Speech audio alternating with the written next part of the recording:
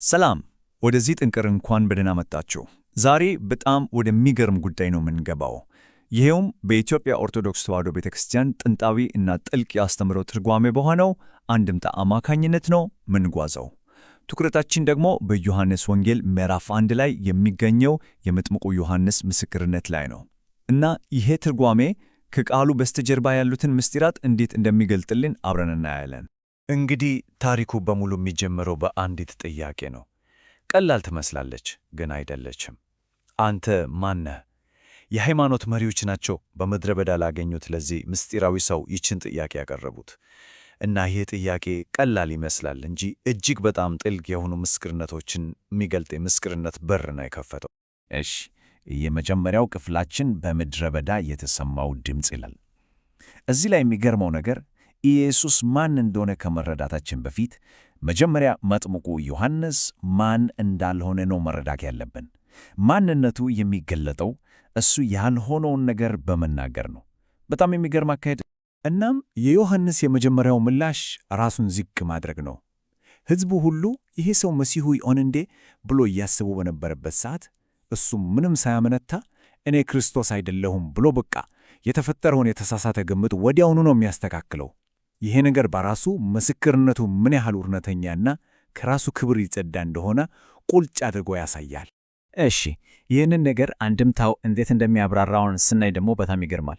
ዮሐንስን ድምፅ ይለዋል፣ ክርስቶስን ደግሞ ቃል ብሎ ነው የሚያስቀምጠው። እስኪ እናስበው። ድምፅ ቃሉን ለማብሰር ይቀድማል፣ ከዛስ በቃ ይጠፋል። ቃል ግን ከድምፁ በኋላ መጥቶ ልብ ውስጥ ይታተማል፣ ለዘላለምም ይኖራል። ይህ ማለት ዮሐንስ ጊዜያዊ አብሳሪ ሲሆን ክርስቶስ ደግሞ ያ ዘላለማዊው ቃል መሆኑን በሚገባ የሚያሳይ ምሳሌ ነው። እሺ፣ ቀጣዩ ክፍላችን ከኔ በፊት የነበረው የሚል ነው።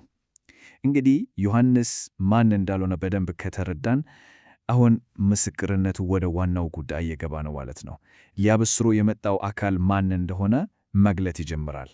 እዚህ ላይ የሚለው ቃል በጣም እንቆቅልሽ ይመስላል። ከእኔ በኋላ የሚመጣው ከእኔ በፊት ነበር፣ እርሱ ቀዳማዊ ነበርና ይላል። ይህ እንዴት ሊሆን ይችላል? በኋላ የሚመጣ ሰው እንዴት ነው አስቀድሞ የነበረው? አይካጭም ወይ? እንግዲህ አንድምታው ይህንን እንቆቅልሽ ነው የሚፈታልን። ዮሐንስ እዚህ ላይ ያወራ ያለው ስለ ምድራዊ ዕድሜ፣ ስለ ዓመት ቁጥር አይደለም። በፍጹም ስለ መለኮታዊ ሕልውና ነው። ክርስቶስ በሥጋ ሲወለድ ከዮሐንስ በኋላ ቢሆንም በመለኮቱ ግን ዓለም ከመፈጠሩ በፊት የነበረ ቀዳማዊ አምላክ ነው ያለ ነው። ስለዚህ ዋናው ነጥብ ዮሐንስ እየመሰከረ ያለው ስለ ክርስቶስ ዘላለማዊ አምላክነት ነው። ይሄ ንጽጽር ደግሞ ነገሩን የበለጠ ግልጽ ያደርገዋል። አንድምታው በሙሴና በክርስቶስ መካከል ያለውን ልዩነት በደንብ ያጎላላል። ሙሴ አገልጋይ ነው፣ የሰጠው ደግሞ ጥል የሆነውን ሕግ ነው። ክርስቶስ ግን ጌታ ነው፣ ያመጣው ደግሞ አካል የሆነውን እውነታውን፣ ጸጋንና እውነትን ነው። ያው ሕግ ይሄ ኃጢአት ነው ብሎ ከማሳወቅ ውጪ አያድንም ነበር። ጸጋና እውነት ግን ከኃጢአት ፍርድን ነፃ የማውጣት ኃይል አላቸው። ልዩነቱ ይሄ ነው። አሁን ደግሞ ወደሚቀጥለው ክፍል እንለፍ። የማይመረመሩት ምስጢራት። እዚህ ላይ ነው እንግዲህ የአንድምታው ጥልቀት በደንብ የሚታየው። በጣም ቀላል የሚመስሉ ቃላት በውስጣቸው እንዴት ከባድ የሆኑ ስነ መለኮታዊ ምስጢራትን እንደያዙ እናያለን። ዮሐንስ የተናገረው የቃል የጫማውን ጠፍር ፈታት ዘንድ የማይገባኝ የሚለው በቃ ዝም ብለን ስናየው የትሕትና መግለጫ ብቻ ይመስላል አይደል? ነገር ግን የቤተ ክርስቲያን አባቶች እንደሚሉት በዚች ሐረግ ውስጥ እጅግ በጣም የረቀቀ ምስጢር ተሰውሮ ይገኛል። ያው ያንን ምስጢር ለመረዳት መጀመሪያ ተዋህዶ የሚለውን ጽንሰ ሐሳብ በአጭሩ መረዳት አለብን። በቀላሉ ተዋህዶ ማለት የመለኮትና የሰውነት ባህሪያት በክርስቶስ አንድ አካል ውስጥ ሳይከፋፈሉ፣ ሳይቀላቀሉ፣ ሳይለወጡ አንድ የመሆናቸው ምስጢር ነው። እንግዲህ ይህንን የተዋህዶ ምስጢር ያ ዮሐንስ ቃል እንዴት እንደሚገልጠው እኔ በአንድምታ ትርጓሜ ጫማው የክርስቶስን የሰውነት ተፈጥሮ ይወክላል። ጠፍሩ ወይም ማሰሪያው ያንን መለኮት ከሰውነት ጋር ያስተሳሰረውን የተዋህዶን ምስጢር ነው የሚወክለው። ስለዚህ ዮሐንስ ጠፍሩን መፍታት አይገባኝም ሲል በእውነቱ እያለ ያለው ይህ የመለኮትና የሰውነት አንድ የመሆን ምስጢር እንዴት እንደሆነ ምርምሬን ለመረዳት ለእኔ ለፍጡር አይቻለኝም ማለት ነው። በጣም ጥልቅ ነው። እሺ፣ ቀጣዩ ነጥብ የዓለም ቤዛ የሆነው በግ ይላል። ከዚህ ከረቀቀው የተዋህዶ ምስጢር ቀጥሎ ዮሐንስ ለኢየሱስ ሌላ በጣም ወሳኝ መተሪያ ነው የሚሰጠው። ይህ መተሪያ ደግሞ ለመዳናችን ያለውን ትርጉም በቀጥታ የሚገልጽ ነው። እነሆ የዓለምን ኃጢአት የሚያስወግድ የእግዚአብሔር በግ። ይሄ አዋጅ በወቅቱ ለነበሩት ሰሚዎች በጣም አዲስና አብዮታዊ ነገር ነበር። እስከ ዛሬም ያውቁት መሥዋዕት ለአንድ ሰው ወይም ለአንድ ሕዝብ ነው።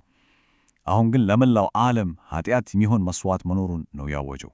ልዩነቱን ይሄ ንጽጽር በደንብ ያሳየናል። በብሉይ ኪዳን የሚቀርበው በግ ለአንድ ሰው ኃጢአት ነው፣ በእውነትም አያድንም። ጥላና ምሳሌ ነበር። ክርስቶስ ግን ያ የእግዚአብሔር በግ ለመላው ዓለም ኃጢአት የቀረበ እውነተኛ ቤዛነትን የሚሰጥ ፍጹም መሥዋዕት መሆኑን ነው አንድምታው የሚያስረዳ። እሺ፣ የመጨረሻው የምስክርነቱ ክፍል ምስክርነቱ ከሰማይ ነው የሚለው ነው።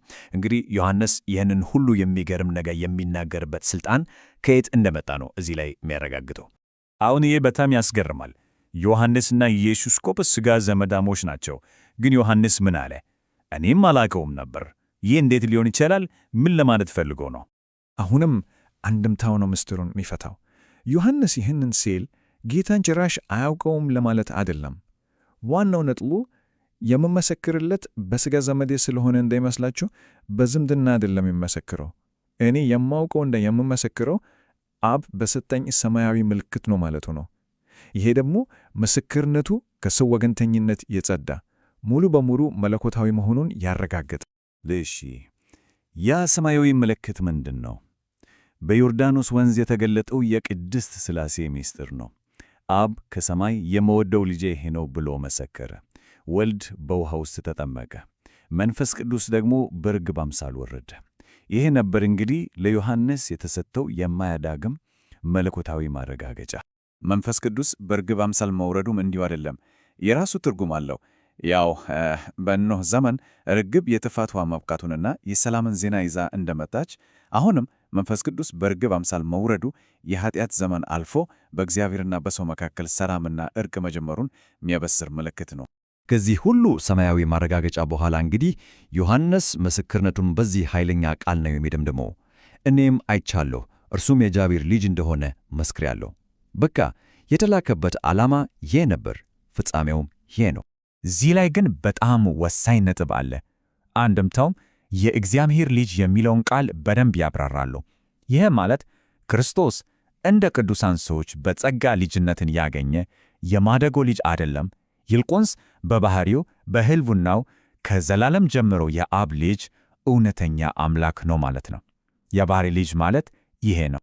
እንግዲህ ይህንን ሁሉ ጥንታዊ ትርጓሜ ስንመለከት መጨረሻ ላይ የሚመጣው ጥያቄ ይሄን ነው። የዮሐንስ ምስክርነት ኢየሱስን እንደ አንድ ታላቅ ነቢይ ብቻ ነው የሚያሳየው ወይስ ከዛ አልፎ በባህሪው ከዓለም በፊት የነበረ አምላክና የእግዚአብሔር ልጅ መሆኑን ነው የሚያረጋግጠው? መልሱን በዚህ ጥልቅ ትንታኔ ውስጥ እንድታስቡበት እተዋለሁ።